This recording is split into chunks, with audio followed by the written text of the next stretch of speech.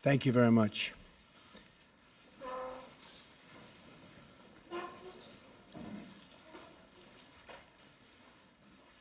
Chancellor Merkel, it is a great honor to welcome you to the People's House, the White House.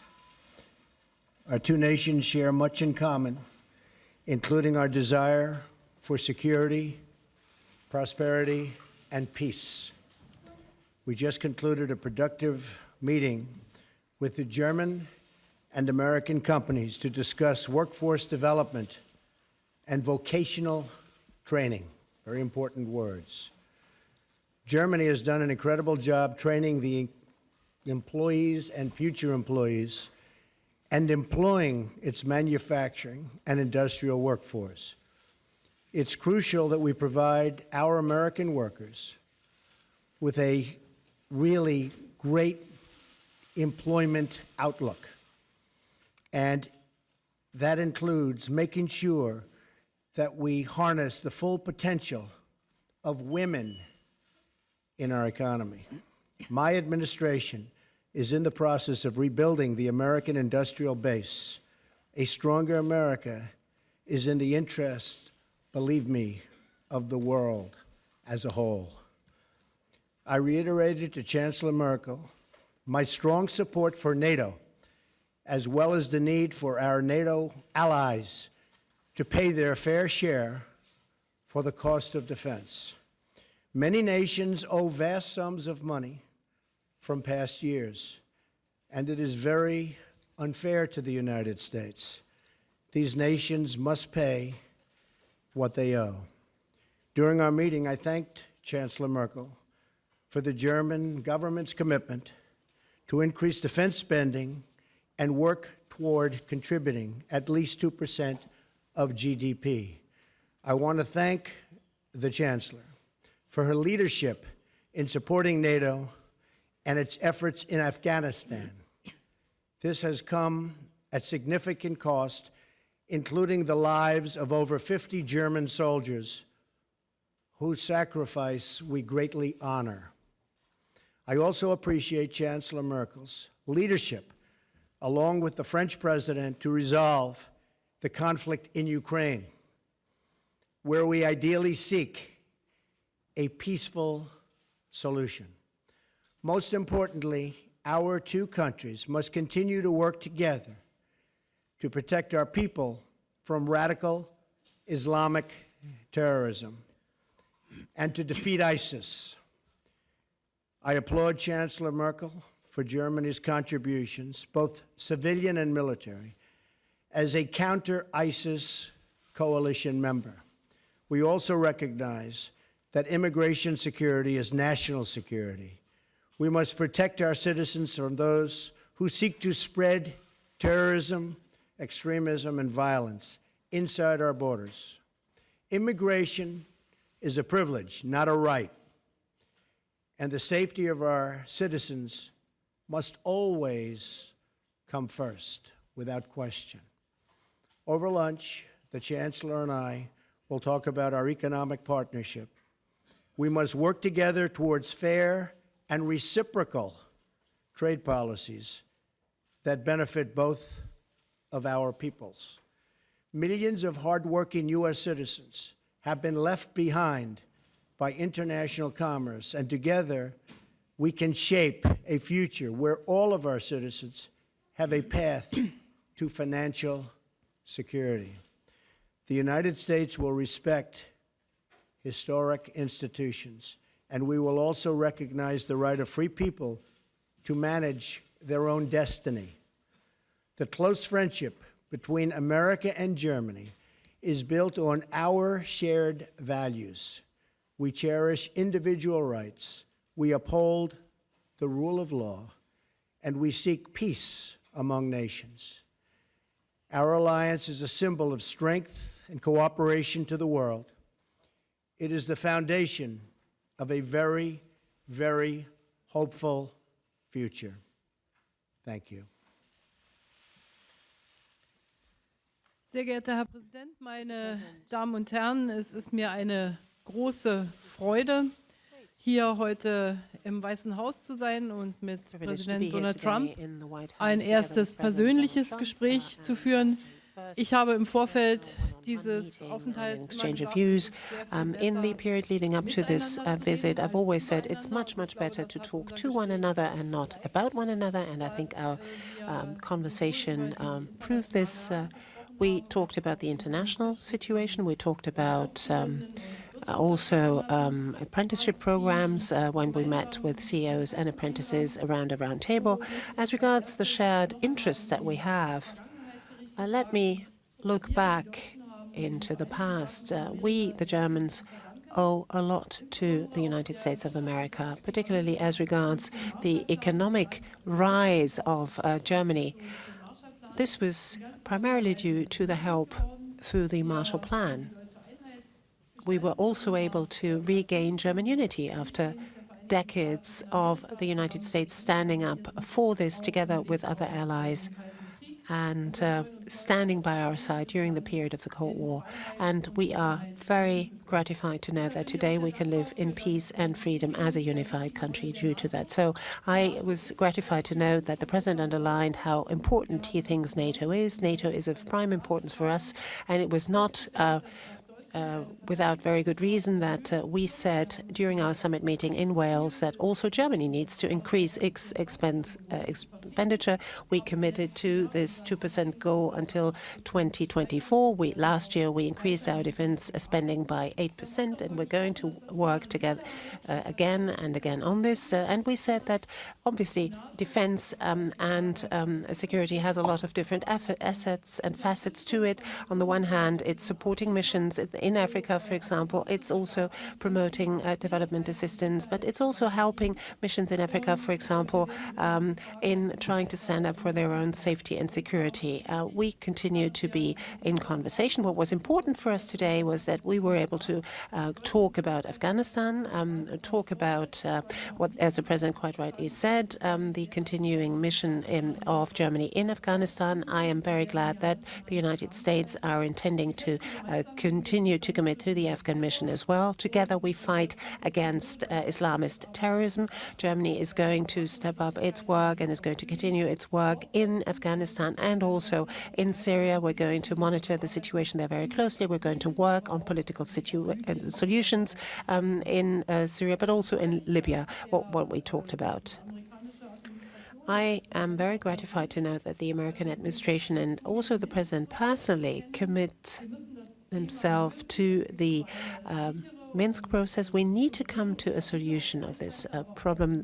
There has to be a safe and secure solution for Ukraine, but the relationship with Russia has to be improved as well. Once the situation there on the ground is clarified, Minsk is a good basis, but unfortunately we haven't made yet the headway that we want to, but we are going to work together with our experts in the next few months to come on this issue. I am also here in my capacity as G20 President.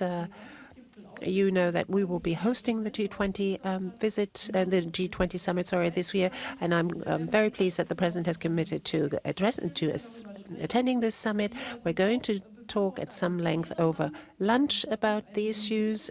We say trade has to be rendered fairer. There has to be a win-win situation. We can talk about the details of that. We've already seen today when we had an exchange with our CEOs and also with our apprentices what sort of potential we can tap, what sort of potential our two economies have. It's very moving to see, particularly meeting with these young people, what sort of work towards the future is being done by our companies there. So particularly in this period where we are transiting from traditional manufacturing to Industry 4.0, capacity building, skills are so important, incidentally, not only for young people, but also for those who maybe have lost their jobs and need to be reskilled in order to find a job again. And that is an issue I know is very important for you here in the United States, but it's also important for us in Germany. So I can say there are a number of issues where we will continue to cooperate very closely on the level of our experts, but also on our level. We had a very good first exchange of views, so I'm very much looking forward to the talks we will have over lunch. Thank you. Thank you very much. We'll do a couple of questions. Mark Halpern. President, thank you. A lot of Americans now have anxiety, like 8 years ago, as the government here debates what to do about health care. So I'm wondering if you can tell people what your bottom lines are, what's non-negotiable. You talked in the past about saying no one should deny health insurance if they can't afford it. You talked about The gentleman needs to use a microphone. Are those your part of your bottom line? Would you veto any piece of legislation that violated those? Madam Chancellor, I'd like to ask you. President Trump's got a different style than the most recent past U.S. presidents. I'm wondering what you think of that style, if you think it's good for the world, or if you've got any reservations. Thank you both. Thank you, Mark. We just have a really wonderful group of people meeting later. We met with 12 pretty much no's in Congress. You saw that a little while ago, and they went from all no's to all yeses. And we have a lot of yeses coming in. It's all coming together. We're going to have great health care. It's going to be passed, I believe, I think substantially and pretty quickly. It's coming together beautifully. You have the conservative groups, you have other groups, everybody wants certain things. In the end, we're going to have a great health care plan. Now, I have to tell you that Obamacare is a disaster. It's failing. I was in Tennessee. We had a tremendous crowd the other night, and they have half of the state is uncovered. The insurance companies have left, and the other half has one insurance company, and that'll probably be bailing out pretty soon also. They have nobody. You have many states where they have one, and you have a lot of places now where they'll have none. Obamacare will fail. It will fold. It will close up very, very soon if something isn't done. I've often said politically the best thing I can do is absolutely nothing. Wait 1 year, and then even the Democrats will come say, please, please, you got to help us. But it's not the right thing to do for the people. We have a great plan. We have a plan that's getting more and more popular with the Republican base, with the conservative base, and with people generally. The press has covered it very inaccurately. People are truly covered well, and I think it's going to be something that's going to be a model to be looked upon. I'll tell you after we're finished.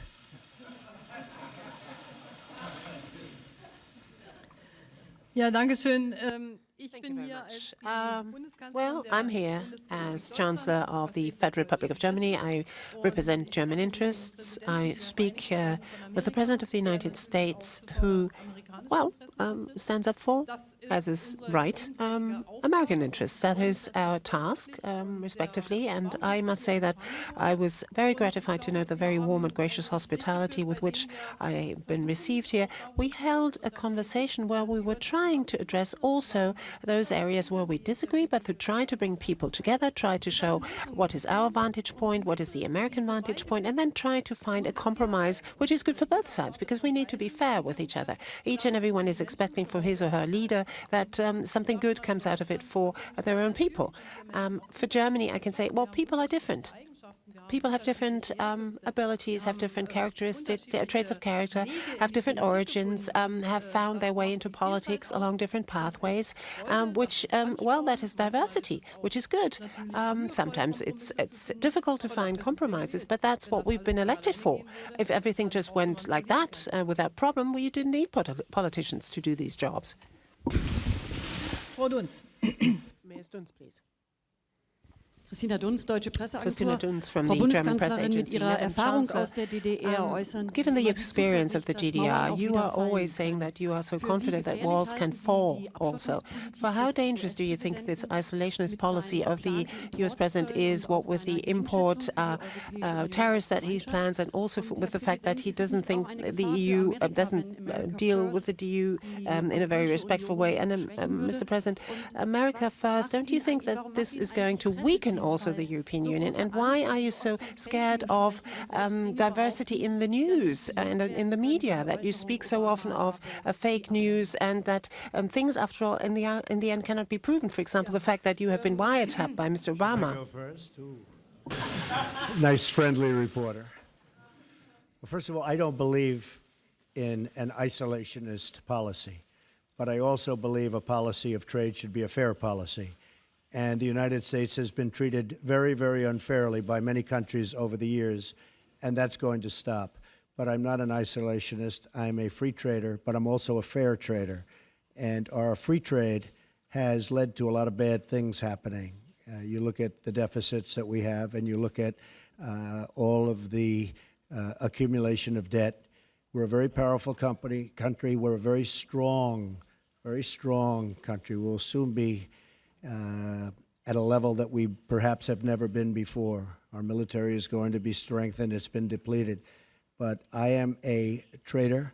I am a fair trader. I am a trader that wants to see good for everybody worldwide. But I am not an isolationist by any stretch of the imagination. So I don't know what newspaper you're reading, but I guess that would be another example of, as you say, fake news. Also ich möchte es einfach mal so sagen. Well, allow me, if I may, to put it in the following terms.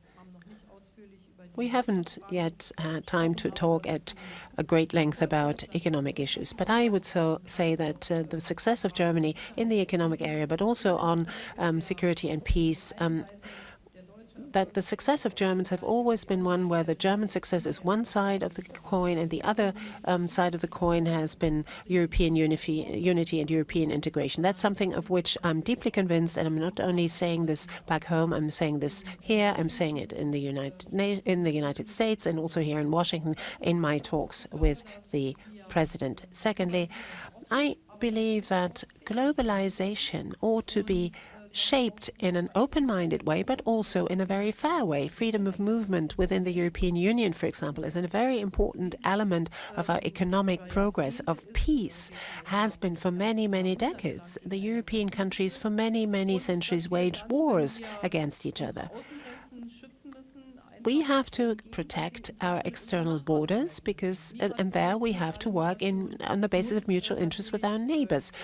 Migration, immigration, integration has to be worked on. Obviously, traffickers have to be stopped, but this has to be done while looking at the refugees as well, giving them opportunities to shape their own lives where they are, help countries who right now are not in an ability to do so, sometimes because they have civil war. I think that's the right way of going about it, and this is obviously what we have an exchange of views about. But my position is the one that I've just set out for you. I might add that we have many plants and factories coming back into the United States. Many jobs are coming back to Michigan, to Ohio, to Pennsylvania, to a lot of places where they were losing jobs. And we will have a different policy, but it's going to be a great policy for not only the United States, but a great policy worldwide. And I look very much forward to it. Kevin Cerulli. Yes, Mr. President. You have received the commentary.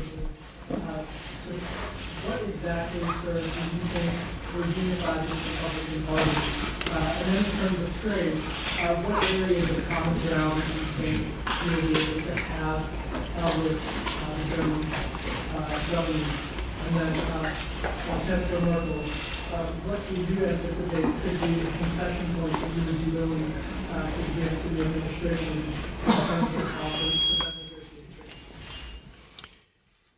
Well, Kevin, I think we have a very unified Republican Party. After all, we have the presidency, we have the House, we have the Senate, and we're getting along very well, I will tell you. And if you were at the meeting that I just attended, where we took 12 no's or semi-no's, no yeses, and within a short period of time, everybody was very much on board, and a commitment to vote yes.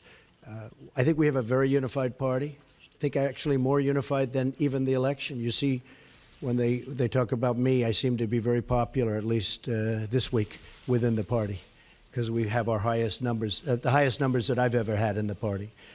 So I think there's a great unification. Healthcare is a very, very difficult subject. It's a very complex subject, and it's a subject that, you know, goes both ways. You do something for one side, and the other side doesn't like it. But it's really something that's come together very well, and I think it's going to be very, very popular, extremely popular. On trade, with Germany, I think we're going to do fantastically well. Right now, I would say that the negotiators for Germany have done a far better job than the negotiators for the United States. But hopefully we can even it out.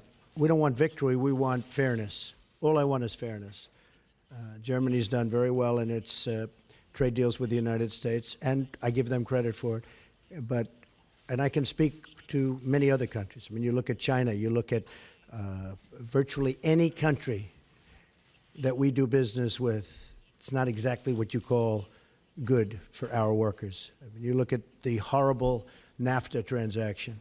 NAFTA has been a disaster for the United States. It's been a disaster for companies, and in particular, it's been a disaster for the workers. A lot of the companies just moved. But the workers are strewn. It's probably the reason I'm standing here. Maybe number one, that, and maybe the military, building up our military, which we will do, and we will be stronger than ever before, and hopefully not have to use it. But we will be stronger, and perhaps far stronger than ever before. But it's probably the reason I'm here is when you talk about trade. So I think that we are going to be a very different country. I think we're going to have great values. But in terms of our military, it's going to be much stronger, and our trade deals are going to be good, solid deals, not deals that lead to closing plants and tremendous unemployment. Okay? Thank you. Yes, ma'am. Wenn wir über Handelsabkommen When we speak about trade agreements, then the European Union is negotiating those agreements for all of the member states of the European Union. But obviously there's also input by the member states. They bring to the table what's important to them. We have underlined as German industry, German business community, and have made the experience that any kind of agreement that we have concluded, for example, at the very latest with South Korea, brought us more jobs, actually. People were very much concerned about losing jobs, for example, the automotive industry. But in the end, it turned out, particularly as regards South Korea, in the end, it turned out that both sides benefited. And I think it's only fair. That's the purpose of concluding agreements, that both sides win. And that is the sort of spirit, I think, in which we ought to be guided in negotiating any agreement between the United States of America and the EU. I hope that we can resume the agreement that we started. We have just now concluded our agreement with Canada, and I hope that we will come back to the table and talk about the agreement between EU and the US again. Mr. Graf, please. Thank you, Ansgar Graf from Die Welt. Madam Chancellor, a question addressed to you. Today we're talking about trade. The President in the past always said that he doesn't like multilateral trade agreements but prefers bilateral trade agreements. Do you think from the EU's point of view TTIP is a bilateral agreement with Washington on one side, the EU on the other side? Now, is the problem maybe that America, the President of the United States and the Europeans have a basically different understanding of what the EU is all about? That's my question addressed to you. And Mr. President, my question addressed to you, if I may. Rejected White House claims that the alleged wiretapping on you, on the Trump Tower, on Trump Organization, or on members of your campaign was that British intelligence was either responsible for it or involved in it. After these claims are rejected, what is your take on that? Are there other suspects, or do you think it was a mistake to blame British intelligence for this? And by the way, my second question, are there from time to time tweets that you regret in hindsight? Very seldom. Very seldom, Very and seldom. you would have, so you never would have Very wished seldom. not to have Probably tweeted wouldn't be here something. right now, but so very seldom. We have a tremendous group of people that listen, and I can get around the media when the media doesn't tell the truth, so I like that. As far as wiretapping, I guess, by this past administration, at least we have something in common, perhaps.